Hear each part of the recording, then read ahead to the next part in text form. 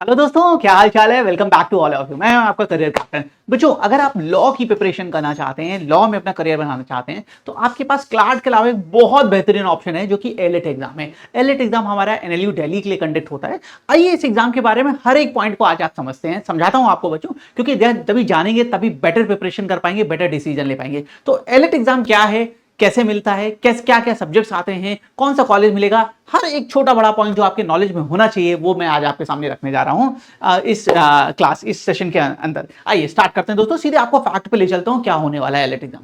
तो बच्चों, elite exam की बात करें, ये अगर आप एनएलयू दिल्ली से अपना ग्रेजुएशन करना चाहते हैं, अपना लॉ कंप्लीट करना चाहते हैं, तो ये परफेक्ट डेस्टिनेशन आपके लिए होने वाली है जो एलिट एग्जाम के थ्रू मिलेगी। चलिए आइए आगे डिस्कस करते हैं क्या क्या है सर। ओवरव्यू ऑफ क्लाट, हम क्लाट के बारे में जानते हैं। अगर हम मेजर एनएलयूज जो हमारे इंडिया में है उसमें एडमिशन पाना चाहते हैं तो क्लाट एग्जाम देना पड़ता है। पर क्लाट वर्सेस एलिट में क्या है सर, इनमें डिफरेंस क्या है ये भी देख लेते हैं। आज हम यही सारी चीजें डिस्कस करेंगे अंदर की पीपीटीज में। एग्जाम टाइम लाइन क्या होती है, कब फॉर्म आते हैं सर, एडमिट कार्ड कब आता है, पेपर कब होगा, रिजल्ट कब आता है, सारा टाइमलाइन जानेंगे बच्चों। एडमिशन एंड एप्लीकेशन प्रोसेस जानने वाले हैं। एलिट एग्जाम का सिलेबस क्या है सर, क्या ये वही है जो क्लाट का सिलेबस है या कुछ डिफरेंट है, और अगर डिफरेंट है तो क्या चीज डिफरेंट है सर, ये भी हमें बता दो। ठीक है, वो भी देखेंगे। और एलिट एग्जाम स्ट्रक्चर देखेंगे, कितने मार्क्स को कौन सा सब्जेक्ट आता है, नेगेटिव मार्किंग होती है नहीं होती है, इससे रिलेटेड जो भी पॉइंट है वो सारे पॉइंट्स को आज के सेशन में हम देखने वाले हैं। कट ऑफ के ट्रेंड देखेंगे, पास्ट ईयर्स में क्या ट्रेंड रहा है सर, कितना स्कोर कर ले कि भाई कॉलेज मिल जाए, ऐसा भी बता दो। प्लेसमेंट आफ्टर देखेंगे, ये सबसे इंपॉर्टेंट है। देखिए इंपॉर्टेंट तो सारे हैं बट उनमें one of the important placement भी होने वाला है। ओके, तो overview of elite, elite exam का ओवरव्यू देखते हैं। ऑफलाइन पेपर होता है पेन पेपर मोड पे, कंप्यूटर बेस्ड पेपर नहीं होने वाला है, ऑफलाइन पेपर होने वाला है, पेन पेपर मिलेगा उस पर आपको करना है। ठीक है, conducted by national law university Delhi. जैसे मैंने आपको पहले बताया, नेशनल लॉ यूनिवर्सिटी दिल्ली से कंडक्ट कराती है जो हमारे एनएलयू के लिए एग्जाम होता है।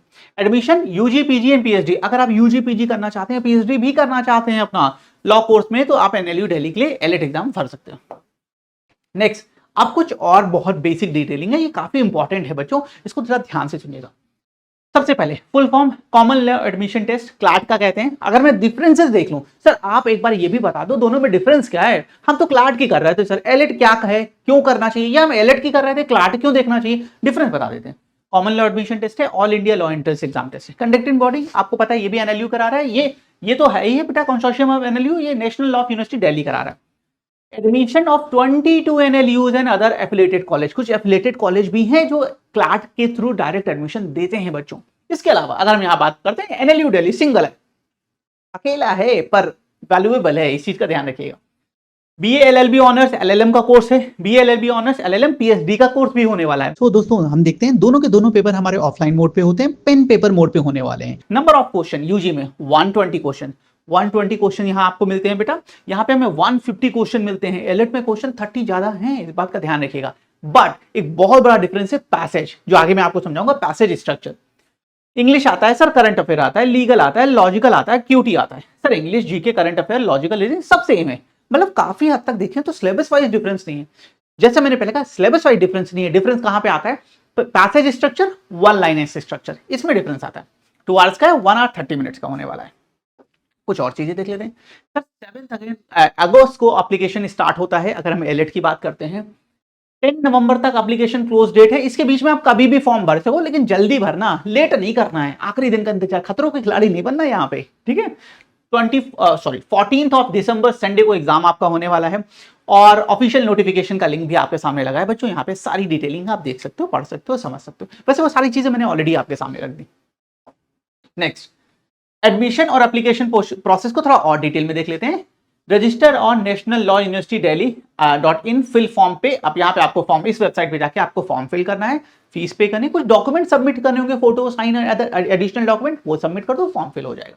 ओके, 7 अगस्त से 10 नवंबर तक के बीच होने वाला है elite exam. Offline exam 150 question in 1.5 hours. 14th of December 2025 Sunday को पेपर होता है। तो 12th वाले बच्चे घबराए ना कि सर हमारे तो प्री बोर्ड चल रहे होंगे या कुछ भी, नो।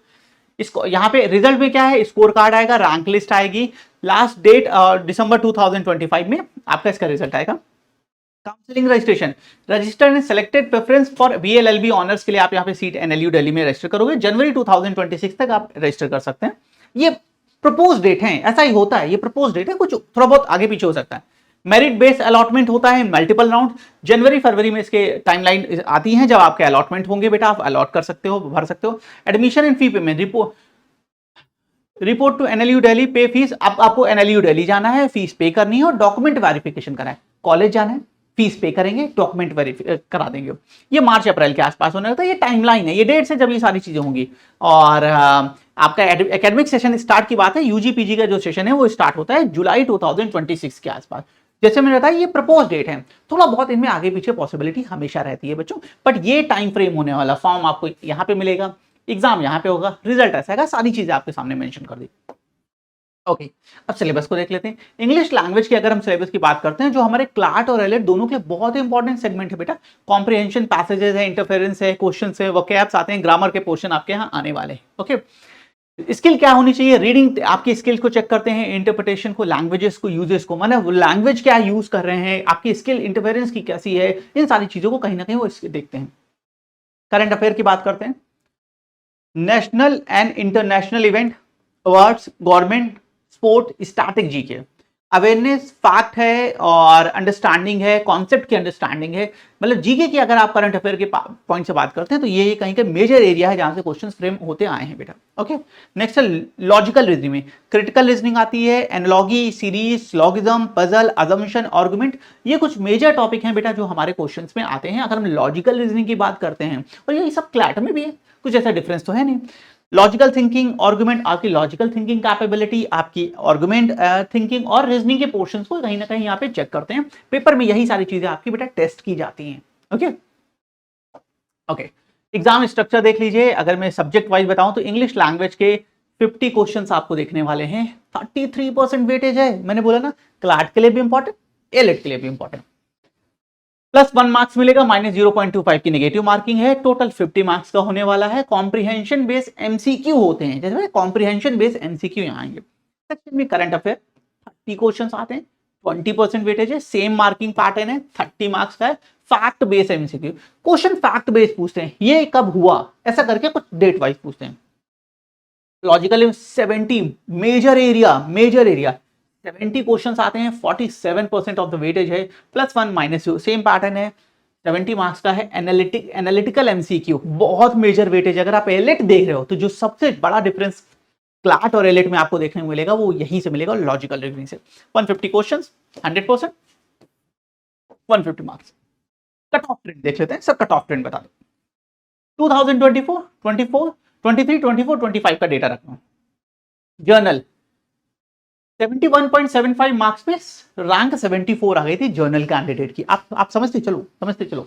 ओके, और ईडब्ल्यूएस की बात करते हैं, 56 मार्क्स पे ये रैंक थी। ओबीसी में ये डेटा आप देख सकते हैं, एससी एससी एसटी का लिखा है। 2024 में आते हैं तो हमने देखा यहाँ पे रैंक 66 हमारी आ रही है, ठीक है। इस तरह की रैंक हमारी अलग अलग मार्क्स पे जो आ रही है वो आपके सामने रखी है, और इसी को जब हम 2025 पे लाते हैं तो बेटा कहीं ना कहीं हमारी ये रैंक की लिस्ट, ये रैंक आपको आती दिख रही है। मतलब अगर आप देख रहे हैं कि हम 50% के आसपास स्कोर कर रहे हैं तो हम बहुत अच्छे कैटेगरी में उसमें जा रहे हैं, क्योंकि क्वेश्चंस बहुत ज्यादा हैं, टाइम बहुत कम है, इस वजह से कट ऑफ का ट्रेंड ऐसा ही देखा जाता है हमारे एलिट पेपर में। नेक्स्ट, प्लेसमेंट, जैसे मैंने बताया सबसे इंपॉर्टेंट, क्योंकि हाँ भाई हम या हमारे पेरेंट्स स्टडी कर रहे हैं, कॉलेज में फीस पे कर रहे हैं, तो हमारा मेन मोटो एम होता है ना कि हम एक सेटल लाइफ जी सकें, अपने पेरेंट्स को खुशियां दे सकें, ठीक है। तो इस पॉइंट से 2022 का देखिएगा, 85 में से 59 बच्चे प्लेस्ड हैं, 97% प्लेसमेंट रेट है, 90 एलपीए का मीडियन एवरेज है। ये एवरेज है, मतलब कुछ बच्चे से थोड़ा कम भी पाए होंगे, कुछ ज्यादा भी पाए होंगे, ये एवरेज डेटा है। एवरेज पैकेज 16.6 एलपीए का है और हाईएस्ट पैकेज 47 एलपीए का हमने देखा। 23 में आते हैं, पैटर्न 97 ही है, डेटा आपके सामने, ये 14 एलपीए है, 17 और 50 एलपीए, और ज्यादा बढ़ जाता है। 2024 प्रोविजनल, अभी एग्जैक्ट फैक्ट डेटा नहीं आया, ये डेटा है, परसेंटेज घटा है। जैसे हमने बताया ये भी फाइनल डेटा नहीं है, फाइनल डेटा आते आते ही सारी चीजें रेक्टिफाई हो जाती हैं और आपको इसी तरह की इमेज देखने को मिलेगी। 14 एलपीए एस्टिमेटेड है, तो ये एवरेज, तो आप समझ सकते हैं बच्चों, आप इन जनरल अगर आप देखें, हम एवरेज में हमेशा बोलता हूं, हमेशा एवरेज पैकेज को लेके चलो, क्योंकि हायर भी होगा तो अच्छी बात है, नहीं तो लोअर भी होगा तो भी चलेगा, तो हमेशा हायर को देखना चाहिए, तो आपको काफी हद तक क्लियर हो गया। तो guys that's all from today session. मुझे लगता है मैंने एलिट से रिलेटेड A to Z 0 से लेकर 100 तक हर एक पॉइंट आपके सामने रख दिया है। अब आप एक बेटर डिसीजन इस पॉइंट से ले सकते हैं, अपने करियर को एक बेटर वे में प्लान कर सकते हैं। मिलते हैं नेक्स्ट सेशन में, थैंक यू।